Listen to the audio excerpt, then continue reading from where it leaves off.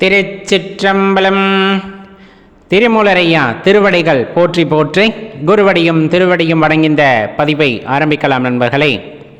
உண்மையாகவே பக்தி நெறியிலே ஊறி திளைத்தவர்களால் மட்டும்தான் இதை புரிந்து கொள்ள முடியும். ஏனென்றால் இந்த இறைவனை தேடுதல் அப்படிங்கிற அந்த மிகப்பெரிய விஷயத்திலே நம் மனமானது எப்பொழுதுமே குழப்பத்தில் ஆட்கொண்டே கிடக்கிறது. அந்த குழப்பத்திலிருந்து வெளிவர வேண்டுமென்றால் யதார்த்தமான உண்மையை நாம் புரிந்து கொள்ள வேண்டும். இறைவனுடைய குணநலன்கள் அப்படின்னு கேட்டால் குணமற்றவர் அப்படின்னு சொல்லுவாங்க. அதை சொல்லும்போது சர்வவியாபி அப்படின்னு சொல்லுவாங்க. நீக்கமர நிறைந்திருக்கின்ற இறைவன், பரம்பொருள், கருணையாளர், இப்படி நிறைய விஷயங்களில் நிறைய விதங்களில் அவரை குறிப்பிடுவார்கள். சர்வவியாபி அப்படின்னு சொல்லும்போது எந்த ஒரு பொருளையும் எந்த ஒரு உயிரையும் நாம் குறித்து காட்டும் பொழுது அப்பொருளில் நீக்கமர நிறைந்திருக்கின்றார் இறைவன் அப்படின்னு குறிப்பிடப்படும். அப்படி நீக்கமர நிறைந்திருக்கின்ற இறைவனை நாம் எவ்வாறு உணர்ந்து கொண்டுள்ளோம் அப்படிங்கிறது தான் ரொம்ப முக்கியமான விஷயம். அதிலும் குறிப்பாக நாம் சிவபக்தியிலே பயணிக்கின்றோம், அவரை உணர முற்படுகின்றோம், அவர்தான் எல்லாம் என்று வாழ நினைக்கின்றோம். அப்படிங்கும் போது சில அடிப்படையான விஷயங்களை நாம் புரிந்து கொள்ள வேண்டும். இயல்பாகவே நமது வழியிலே ஏதேனும் ஒரு பொருளை தெரியாமல் உதைத்து விட்டால் கூட தொட்டு கும்பிடுகின்ற பழக்கம் இருக்கும். நமக்கு தெரியாமலே இறைவன் சர்வவியாபி அப்படிங்கிற விஷயத்தை நமக்கு நமது பெற்றோர்கள் எப்பொழுதோ கூறி வளர்த்திருக்கிறார்கள். பார்க்கின்ற எல்லா பொருளும் இறைவனே, பார்க்கின்ற எல்லா பொருளும் இறைவனே, எல்லா உயிரும் இறைவனே அப்படிங்கிற தத்துவத்தை குறிப்பதாகத்தான் அது இருக்கும். நாம் அதை எவ்வாறு உணர்ந்து கொண்டுள்ளோம் அப்படிங்கிறது தான் ரொம்ப முக்கியமான விஷயம். ஏன்னா சர்வவியாபி அப்படிங்கிறத அவ்வாறே நாம் எடுத்துக்கொண்டுள்ளோமா, உண்மையாகவே அதை நாம் பழக்கப்படுத்தி கொண்டுள்ளோமா அப்படின்னு கேட்டால் இன்னும் அந்நிலைக்கு நாம் வரவில்லை அப்படிங்கிறது தான் நாம் தெரிந்து கொள்ள வேண்டிய விஷயமாக இருக்கிறது. சர்வவியாபி அப்படிங்கும் போது எல்லா பொருளிலும் நீக்கமர இறைவன் நிறைந்திருக்கின்றார். இப்போ நம்ம ஆலயத்துக்கு போகிறோம். ஆலயத்தில் கருவறைக்குள்ள சிற்பம் செய்து இறைவனாக பாவித்து வழிபடுகின்றோம். அப்போ அந்த சிற்பத்தில் மட்டும்தான் இறைவனுடைய ஆற்றல் இருக்கிறதா அப்படிங்கிறது ஒரு சின்ன கேள்வி. இப்போ அந்த ஆலயத்திற்குள் நுழையும் பொழுது கீழே படிக்கட்டுகளாக கல் சில கிடக்கும், அதை மிதித்துத்தான் நாம் போகின்றோம். அதே போல் பலிபீடம் இருக்கும், கொடிமரம் இருக்கும், அந்த கோவில் கட்டிடங்கள் இருக்கும். இந்த மாதிரி எல்லா விஷயங்களுமே அங்கு காணப்படும். சர்வவியாபி அப்படிங்கிறது அந்த இடத்தில் நம்மால் பிரித்து பார்க்க முடியுமா, அதாவது அந்த பொருளுக்கான அர்த்தத்தை நாம் அங்கு உணர்ந்து கொள்ள முடியுமானா கட்டாயமாக நாம் உணர்ந்து கொள்வது இல்லை.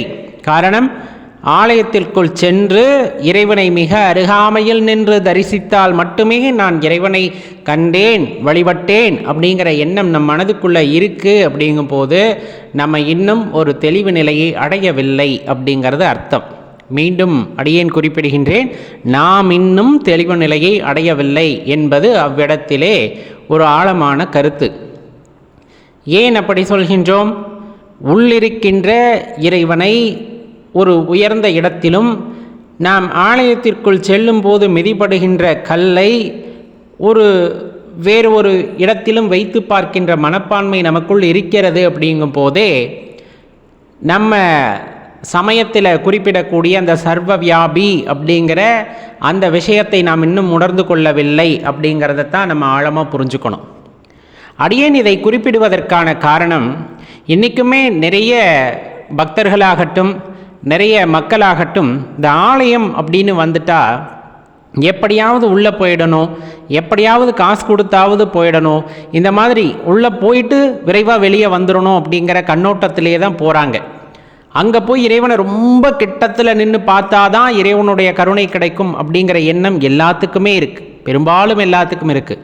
ஆனால் நன்கு உணர்ந்த சிவனடியார்கள், நன்கு உணர்ந்த சிவனடியார்கள், அறிவு தெளிவு பெற்ற ஞானியர்கள் அதை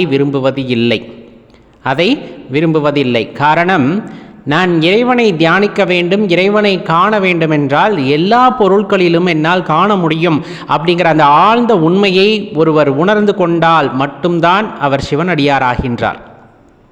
நீங்கள் பாருங்கள், எந்த சிவனடியாராகட்டும், நம்ம சாதாரணமாக ஒரு ஆலயத்திற்கு போகிறோம் அப்படின்னா நம்ம அதை விரும்புவோம். போய் அருகாமையில் நின்று நம்ம சாமியை வணங்கணும், நம்மை சாமி வந்துட்டு நேராக பார்க்கணும் அப்படிங்கிற எண்ணமெல்லாம் நமக்குள் இருக்கும். ஆனால் அந்த சிவனடியார்கள் மனதிலே அது இருக்காது. காரணம், அவர்கள் எந்த இடத்தில் நின்றாலும் அவர்கள் இறைவனை பார்க்கிறார்களோ இல்லையோ, இறைவன் அவர்களை பார்க்கின்றார். இறைவன் அவர்களை பார்க்கின்றார். அந்த உண்மையும் அவர்கள் அறிவார்கள். அதே போலத்தான் நாம் ரொம்ப அருகாமையிலே சென்று நின்று நம்மை இறைவன் பார்க்கிறார் அப்படின்னு நம்ம நினைத்தாலும் நம்மையும் பார்க்கிறார். எப்பொழுது அவர் நம்மை பார்க்காமல் இருக்கிறார் என்பதுதானே கேள்வி.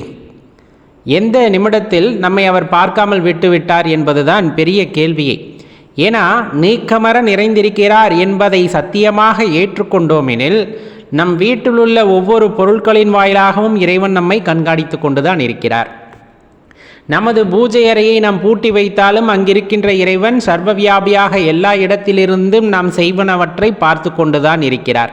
சரி, மற்ற பொருட்களெல்லாம் இறைவன் இல்லை என்ற தாற்பயத்திற்குள் நீங்கள் வந்து உயிரினங்களில் மட்டும்தான் இறைவன் குடிகொண்டிருக்கிறார் என்று நீங்கள் நினைத்தாலுமே கூட உடனிருப்பவர்கள் வாயிலாக நம்மை கண்காணித்து கொண்டுதான் இருக்கிறார். அப்படி மற்றவர்கள் உள்ளத்திலே கூட அவர் இல்லை, என் உள்ளத்திலே தான் அவர் இருக்கின்றார் அப்படின்னு நீங்கள் நினைத்தீங்கனாலுமே கூட நீங்கள் செய்கின்ற நாம் செய்கின்ற ஒவ்வொரு செயலையும் நம்முள்ளிருந்து இறைவன் கண்காணித்து கொண்டுதான் இருக்கிறார். அப்போ சர்வவியாபி அப்படிங்கிற அந்த வார்த்தையை நாம் எப்படி கையாள முடியும் அப்படின்னு கேட்டால், எல்லா உயிராகவும் எல்லா உயிருக்குள்ளும் எல்லா பொருளாகவும் எல்லா பொருளுக்குள்ளும் இறைவன் நீக்கமர நிறைந்திருக்கின்றார். அசையும் அசையாத உயிருள்ள உயிரற்ற என்று பாகுபாடில்லாமல் இப்பிரபஞ்சத்திலே உள்ள அணுக்கள் முதற்கொண்டு எல்லாவற்றிலும் நீக்கமர இறைவன் நிறைந்திருக்கிறார் என்ற தாற்பயத்தை நாம் அடிப்படையிலே உணர்ந்து கொண்டால்தான் நம்மால் இறைவனை உணர்ந்து கொள்ள முடியும். அப்படி உணர்ந்து கொள்ளும் தருணத்திலேதான் இறைவனின் மகத்துவத்தையும் நம்மால் புரிந்து கொள்ள முடிகிறது. நீங்கள் எந்த பொருளை பார்த்தாலும் சரி, கீழே கிடக்கிற கல்லா, கீழே கிடக்கிற மண்ணா, வீசுகின்ற காற்றா, பொழிகின்ற பனியா, பெய்கின்ற மழையா, எதுவாக இருக்கட்டுமே, அனைத்திலும் அந்த இறைத்தன்மை அப்படிங்கிறது கட்டாயம் இருந்துதான் ஆகும். அந்த சிவத்தன்மை அப்படிங்கிறது இருந்துதான் ஆகும். அதுதான் நியதி. சிவத்தை எப்பொருளிலிருந்தும் எதிலிலிருந்தும் பிரிக்க முடியாது அப்படிங்கிற விஷயத்தை நாம் உணர்ந்து கொள்ள வேண்டும். ஒருவேளை நம் உடலில் இருக்கின்ற அந்த சிவமானது நீங்கிவிட்டால் இந்த உடல் அப்படிங்கிறது என் நிலைமைக்கு ஆட்படும் அப்படிங்கிறத யோசித்து பாருங்கள். இதில் பெரிய ஐயப்பாடுகள் நிறைய இருக்கின்றன. பெரிய ஐயப்பாடுகள், அதுவும் குறிப்பாக பெண்கள் மத்தியிலே பரவிவிட்ட சில ஐயப்பாடுகள், இயற்கை சுழற்சியாக வருகின்ற சில அந்த மாதவிடாய் வருகிறது அப்படிங்கும் போது அப்போ நாங்கள் இறைவனை வழிபடலாமா ஐயா அப்படின்னு கேட்குறாங்க இல்லையா நிறைய பேர். அடியார் பெருமக்கள் அனைவரும் உணர்ந்து கொள்ள வேண்டிய விஷயம், சிவன் எங்காவது கோவிலுக்குள் இருக்கின்றார், அங்கு மட்டும்தான் அவர் இருக்கின்றார். சிவன் ஏதாவது பெரிய மலைகளிலே இருக்கிறார், அவர் அங்கு மட்டும்தான் இருக்கிறார் என்று சொன்னால் நீங்கள் சொல்வது உண்மை. அவ்விடத்திற்கு நாம் செல்லலாமா வேண்டாமா என்ற தயக்கம் வருவது இயல்பான விஷயம். சிவபெருமான் எல்லா இடத்திலும் நீக்கமர நிறைந்திருக்கின்ற சர்வவியாபி என்னும் பொழுது நம் உடலிலும் எப்பொழுதுமே இருக்கின்ற இறைவன் அவர். ரொம்ப ஆழ்ந்து யோசித்து பாருங்கள். நீங்கள் தூங்கும் போதும், நீங்கள் எழுந்து நடக்கும் போதும், நீங்கள் செயல்படும் போதும், நீங்கள் ஓய்வெடுக்கும் போதும், எந்த நிலையில் நீங்கள் இருந்தாலும் அந்நிலையிலே உங்களை விட்டு பிரியாத ஒரு தன்மை அப்படின்னா அது சிவத்தை சொல்ல முடியும். அப்படி இருக்கையிலே உங்களுக்கு அந்த மாதவிலக்கு காலங்களில் மட்டும் அவர் உங்களை விட்டு விலகி விடுவாரா அப்படிங்கிற கேள்வியை ஆத்மார்த்தமாக நீங்கள் கேட்டு பார்க்கணும். ஆத்மார்த்தமாக உங்களுக்குள்ளே கேட்டு பார்க்கக்கூடிய கேள்வி. அவ்வாறு பிரிந்து நிற்கப் போகிறாரா இறைவன்? அப்படி பிரிந்து நிற்க முடியுமா அவரால்? கிடையாது. உயிருடன் ஒன்றி இரண்டர கலந்த நிலையிலே இருப்பவர்தான் சிவம். சிவத்திற்கு ஏது தீட்டு? அதுதானே பிரதானம். சிவத்திற்கு தீட்டு ஏது, தடங்கல் ஏது?